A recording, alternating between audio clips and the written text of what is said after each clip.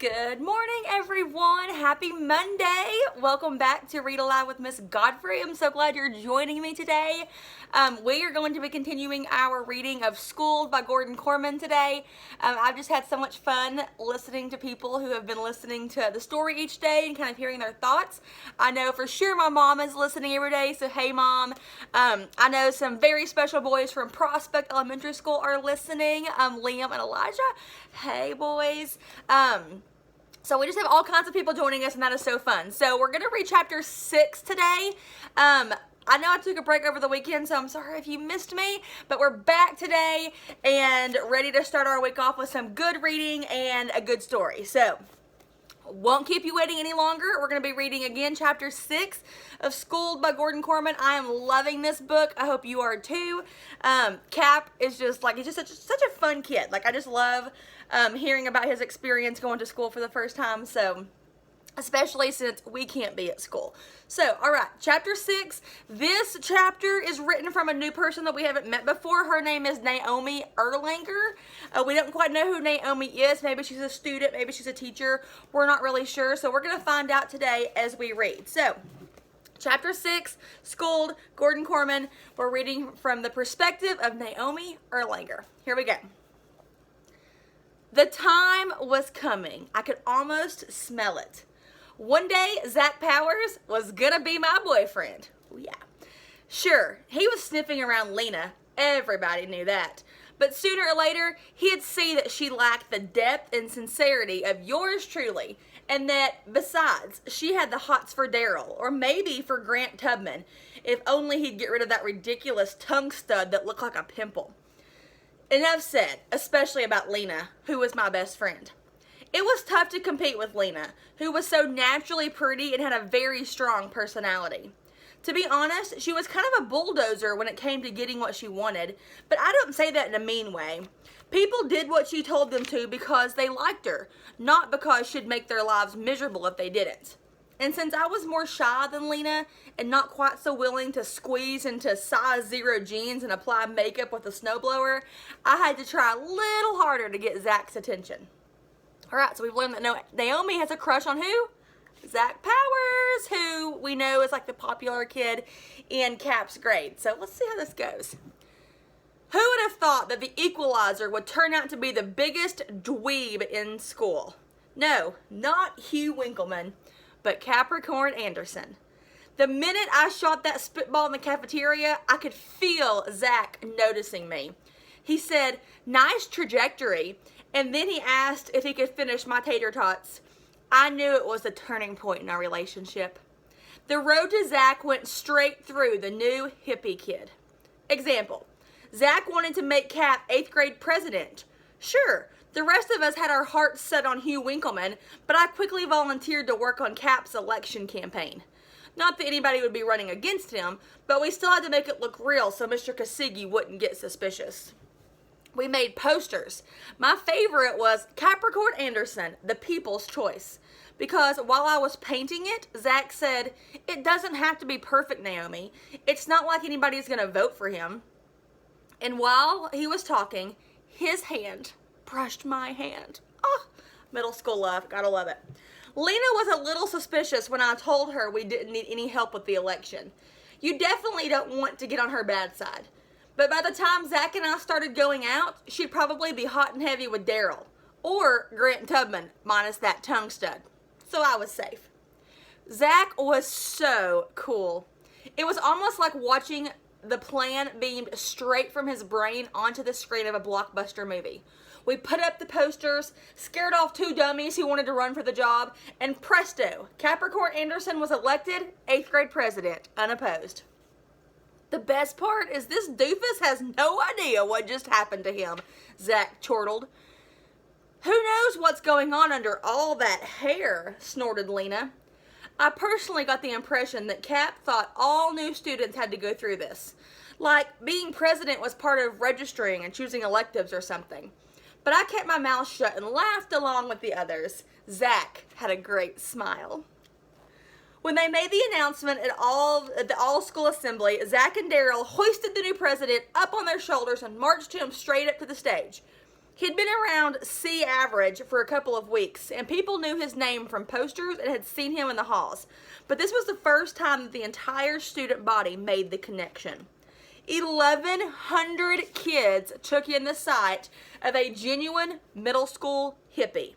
This tall, skinny, long-haired boy in tie-dye, toes poking out of those homemade sandals. He looked so silly, so goofy, so weird that he was almost cute.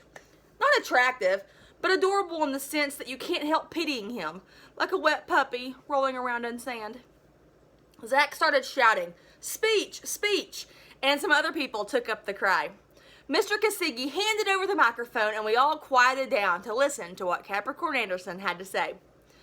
He stared at us for a long time until I was almost wondering if Zach had chosen someone who was so nerdy that he was too perfect for the job. And then he announced, "I should not be president." "Why not?" Daryl heckled. Cap struggled with that one, but when he finally spoke, his answer was so bizarre as his appearance. He said, I don't know anyone's name." Like the president had to be able to rattle off names of all 1,100 of his constituents or else he wasn't qualified. Peals of laughter rolled through the gym. Even the 6th graders could see how dopey that was.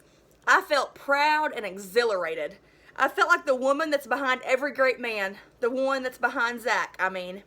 That was fantastic. I congratulated him when the assembly was over. He grabbed me by the arm and began towing me to the front. "We're not done yet." "Where are we going?" His oh-so-blue eyes gleamed. If the hairball thinks it's his duty to learn 1,100 names, then who are we to burst his bubble by telling him he doesn't have to? "You mean?" I didn't get a chance to finish the thought because he was already flagging down a very dazed 8th grade president. Poor Cap. I honestly kind of felt sorry for him. Freshly inaugurated to an office he never even ran for, well, what would you be thinking? He just wanted to get out of there and to be left alone. "Remember me, Cap? I'm Zach, and this is Naomi," Zach greeted him. "Now you know us. It's only a matter of time before you get the chance to meet everybody else in school." Cap's haunted eyes looked in the side of the entire student body, more than 1,000 strong, streaming through the gym exits. If it hadn't been so funny, if Zach's eyes hadn't have been almost turquoise, I would have confessed that the whole thing was just a gag. "But I'm not good at memorizing lots of names," he told us. I just don't know a lot of people." "We're sure you can do it," I assured him. "One," he persisted. "One what?" "One person. I see other people when we're in town for supplies, but Rain does all the talking." "Rain?" I asked. "My grandmother. She's the one person that I know." That was the thing about Cap that I would never dare say to Zach. I could never escape the suspicion that he was putting us on more than we were putting him on.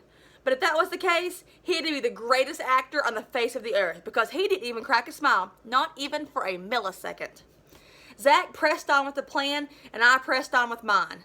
We put a suggestion box in the guidance office for students to bring their concerns to the president's attention. Cap never suspected that the entries were all fake and that we were writing them in the equipment room after Zach was done with football practice. We spent too much time laughing for any serious romance to develop, but it was fun. We were convulsed with hysterics at the thought of our hippie asking Mr. Kosigi to convert the water fountains to Gatorade and to erect a bullfighting stadium in the parking lot. Wow, that'd be kind of crazy, wouldn't it, to have at your middle school? Surprisingly, Mr. Kosigi seemed to be kind of going along with the gag. It was one thing for him to keep out of student matters like he did last year with that Simard kid, but when someone asks you for a bullfighting rink in an American public school, you have to know you're being pranked. Mind you, when you've just heard that same kid express the belief that a president has to know every student's name, you can never be 100% sure. Whatever the reason, our assistant principal never took Cap aside and explained to him that someone was yanking his chain. And we really yanked. Zach told him that he had to hold weekly press briefings for reporters from the school newspaper. The reporters, they were us. We didn't work for the paper, but how was Cap ever going to know that? What about the real newspaper staff? I asked uncertainly. "They're not invited," Zach said decisively. Those dweebs should be happy we didn't make any of them president. The first of these conferences was held in a room that didn't even exist. Cap wandered the halls like a lost soul in search of the fictional geography lab. Zach planted students out there to give him bogus directions. Make a left at the music room, and then down the stairs through the double doors, and then 2 rights, and then a hard left at the furnace. We rescheduled for Friday after telling him how disappointed we were that he'd stood us up. He apologized and promised to do better. This briefing was held in room 226, which did exist, but it was locked. While he wrestled with the doorknob, Zach sent the football cheerleaders to form their human pyramid right beside him. They chanted, "Cap, Cap, he's our man. If he can't open it, nobody can." To tell the truth, I wasn't super high on this idea, since Lena was not only a cheerleader, but also the apex of the pyramid. It was impossible to compete with anyone in a cheerleading outfit, especially at our school. Over the summer, the basement got flooded and all the uniforms shrank. I felt better when the real press briefings began. Lena traded her pom-poms for a reporter's notebook, and we all spoke up for the people's right to know.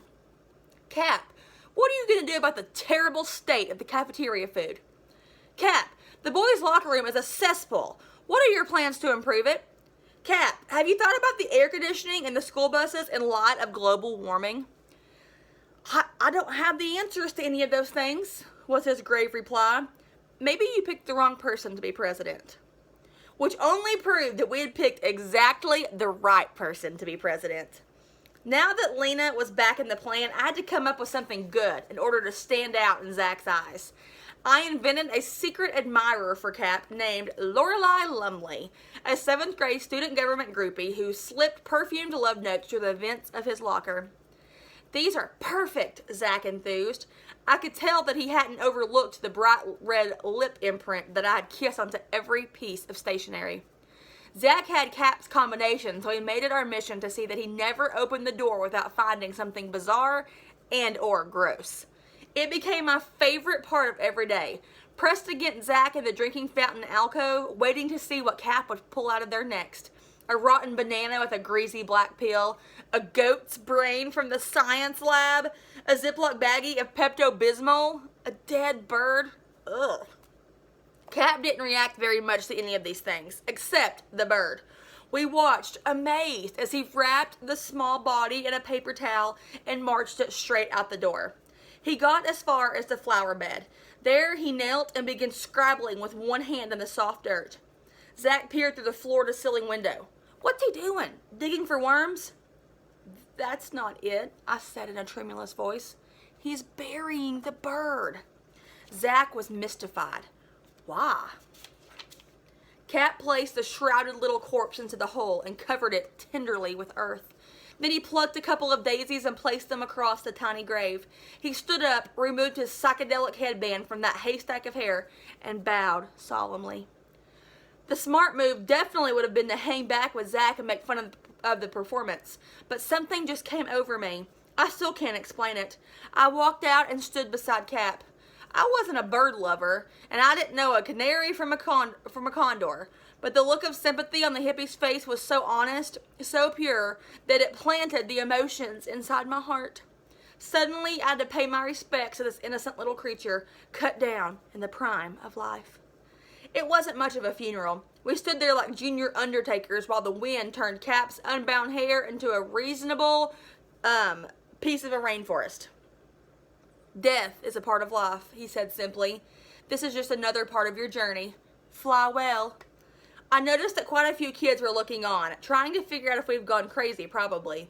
One 7th grader took off his baseball hat in reverence. I caught a disapproving look from Zach on the other side of the window and silently cursed myself for making a mistake that Lena never would have made. Yet it seemed so right, and I couldn't be sorry for that. When Zach became my boyfriend, I hoped that I could make him as sensitive as Capricorn Anderson. Afterwards, some of the spectators went up to Cap to say a few quiet words, and he asked all of their names. All right, y'all, that is chapter 6 of School by Gordon Korman. Oh my goodness, so much happened in this chapter. So we see that Cap was elected president, that Zach and his little posse are kind of like planting all these like bad things for Cap. So they're making him think that he has to learn every person's name in the whole school. And his school has more kids than Heritage Middle School. Can you imagine having to learn all of those names? Holy cow. And now they're like planning all this weird stuff in his locker, and poor Cap, he saw this little bird and he wanted to go bury it. Isn't that the sweetest thing? Oh my goodness. All right, so that was chapter 6 today, boys and girls. I'm so glad that you joined me. We will be back tomorrow for chapter 7. I'm so looking forward to it and finding out what happens next. So I will see you back here tomorrow. Happy Monday. Make it a great day.